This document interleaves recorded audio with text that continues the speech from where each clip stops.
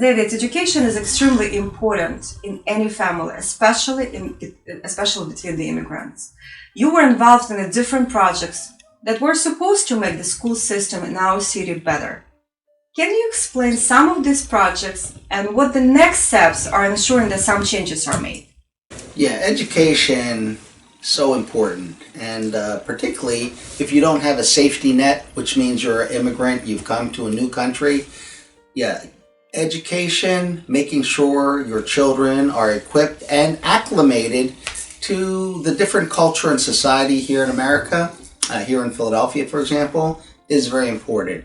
One of the things is that education in America is really based on the small community that you live in and how wealthy it is. That's a kind of an unfortunate thing because education is supposed to be equitable. That means it's supposed to be one standard of education. In the ideal world. In the ideal world. So I've been to other countries where the schools are equitable. You know, one school is pretty much like the next school and they're all good quality education.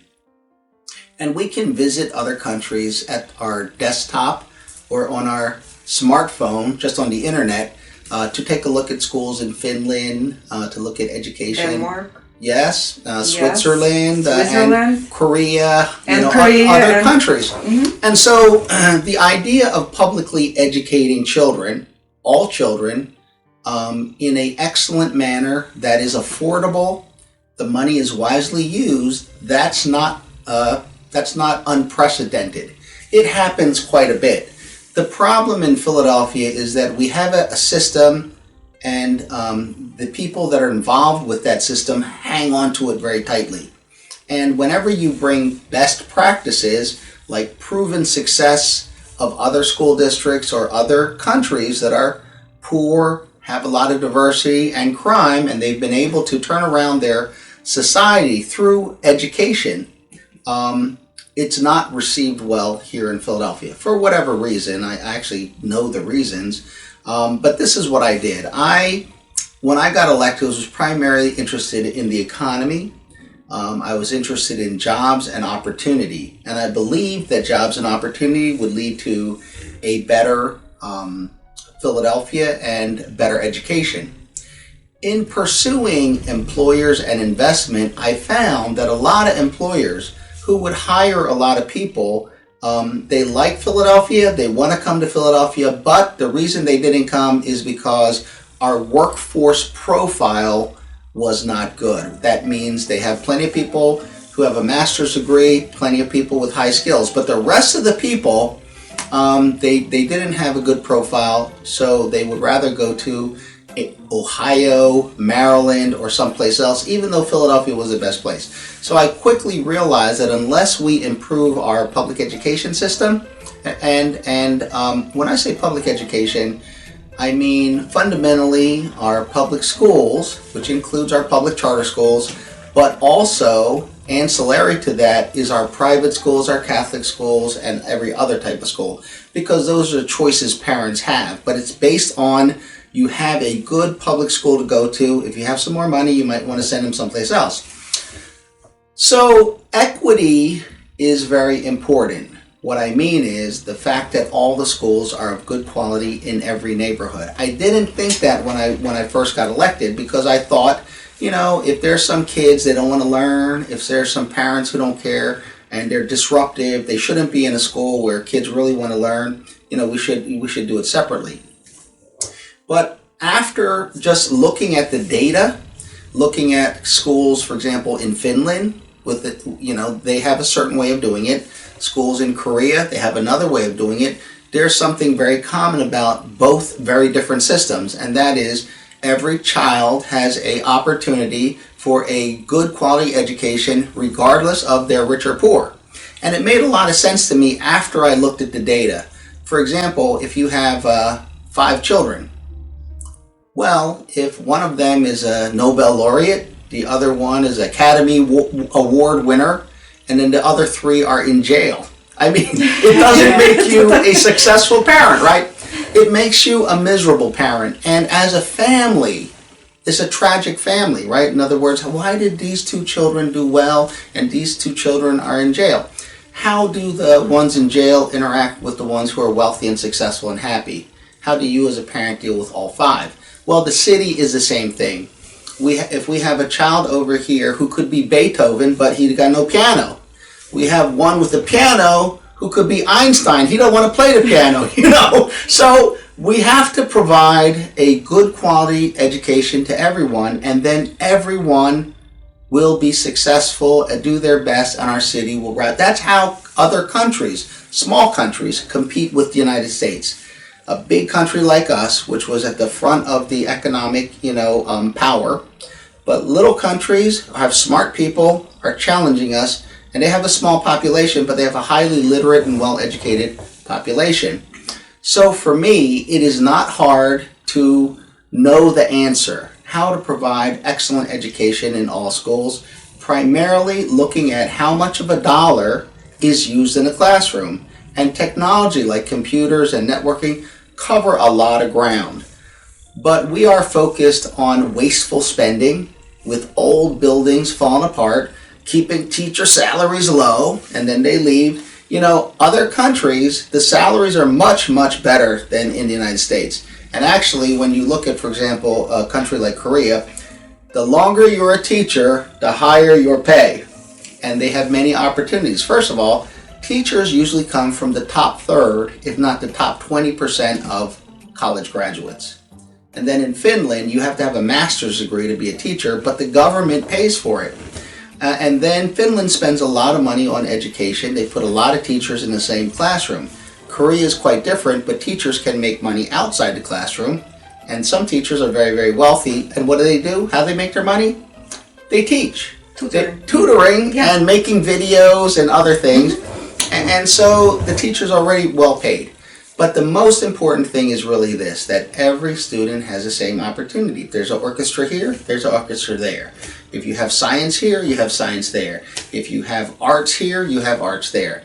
Now, if you look at Philadelphia, the schools are so dramatically different, right? Some schools are fantastic. Some schools, they don't have toilet paper in the bathroom. You can't drink the water. It's horrible, right? Because the children, depending on what neighborhood they live in Philadelphia, will get a completely different educational experience. Now, who doesn't know that, right? The mayor knows it. I know it. All of us know it. The teachers union know it. Then how come for decades and decades and decades, the same schools are underfunded, poorly equipped, don't have any resources, and other schools are generally treated very well? And now that we have charter schools, which is okay by me, but they are also each one very different. And a lot of times it's really by lottery. So it's not necessarily that someone wants to go to a charter school that, for example, deals with a topic like, let's say, astrophysics or something. They just want to get out of their neighborhood school. And the way they get out is you hit the lottery. And then they have to travel very far to a school, the subject matter they're really not interested in. They just don't want to go to this school. So our system of education in Philadelphia is very poor.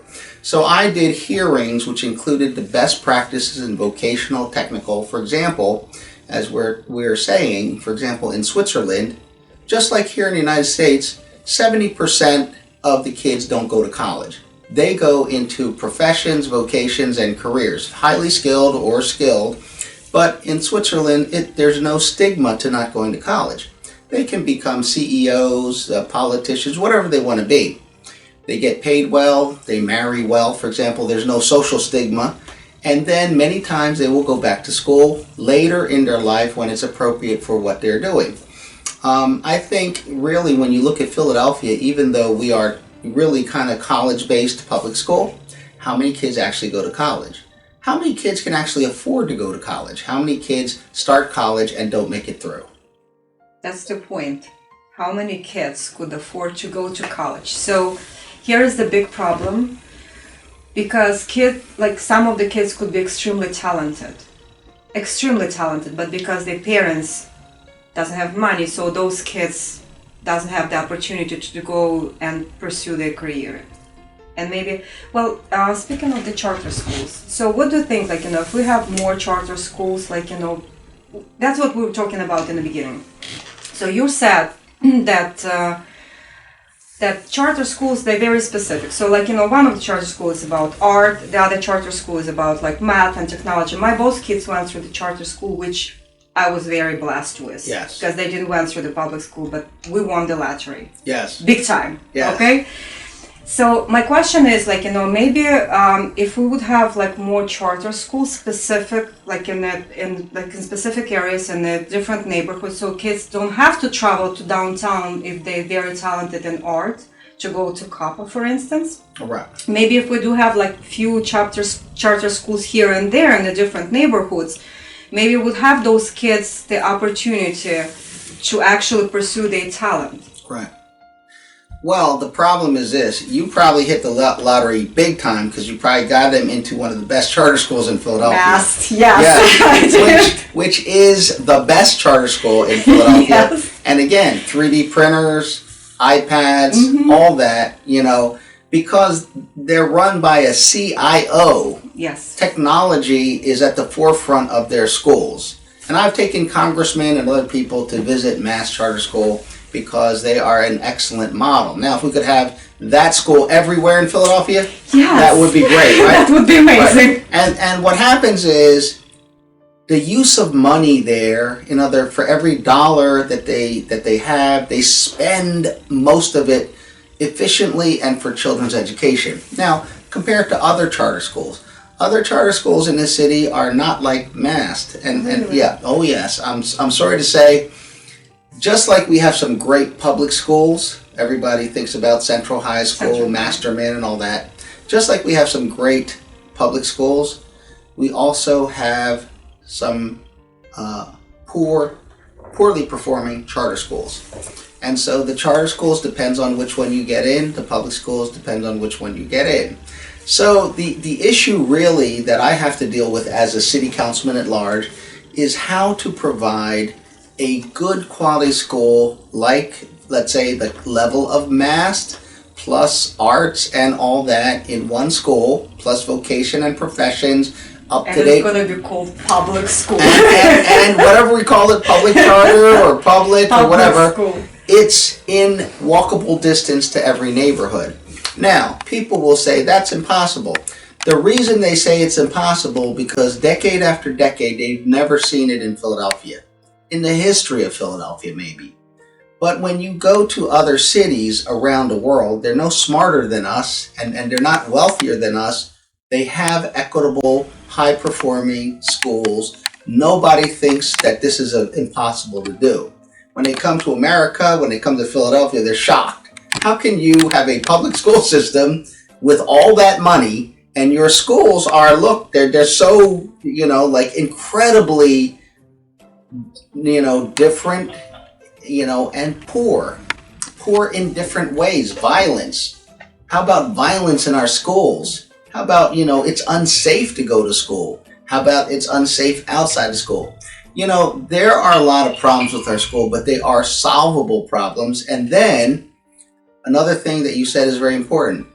If you do want to go to college, but you at an early age, 12, 13, you just know that you can't afford to go to college, then you don't have a drive. It's extremely discouraging. Very discouraging, right? So one of the things that I've done, because we have Community College of Philadelphia, is that I introduced a bill to transfer $19 million to community college this year. The reason I did that is because in looking at community college, and I believe it's a wonderful asset, it's an affordable college that offers education.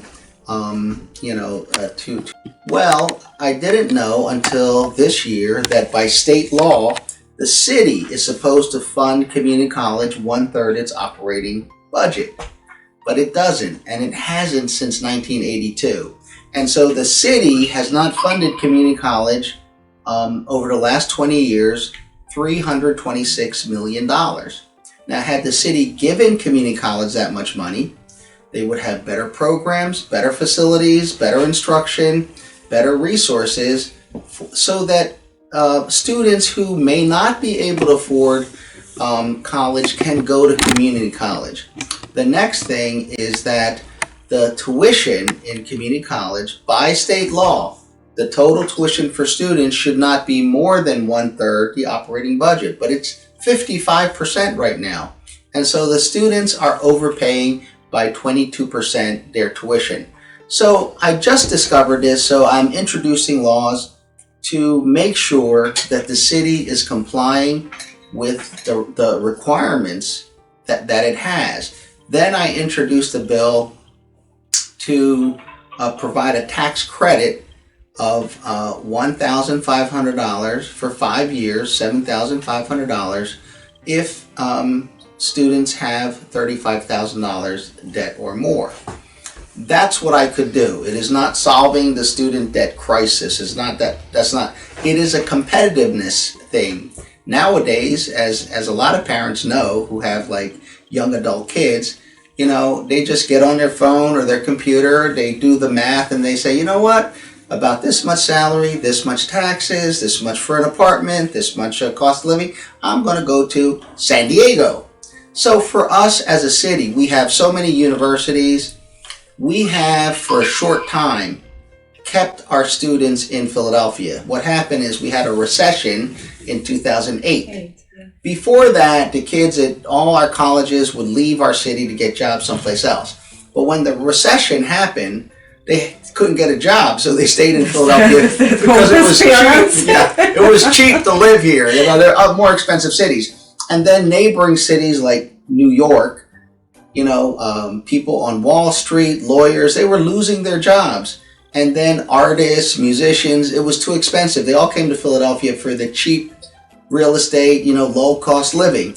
But with that, they began to make the land expensive, becoming too expensive. Poor choice of schools when they start having children. And so unless we really compete to keep those smart, productive kids here who create an economy for the rest of the people like myself, like I'm getting older, right? So I'm not I'm not out there laying bricks or something. We need young, new workforce to support, to invent, to create, our economy. And so this was a competitiveness thing. So I did the bill. Anyway, the bill did not have enough support, so I had to hold the bill. But I think, it is something that we have to address because, nobody likes to spend money. But as you know, if you don't put gas in the car, it won't go. Right, yeah, so you got to put some gas in the car, and that's the thing about the economy. You have to spend money to make money, right? Same thing with the city. You cannot just leave it rot. And so education, just like we have a 10-year tax abatement and we invest in hotels, we give tax breaks for hotels, we have to invest in people, and people have to want to stay and come and live and raise their families in Philadelphia.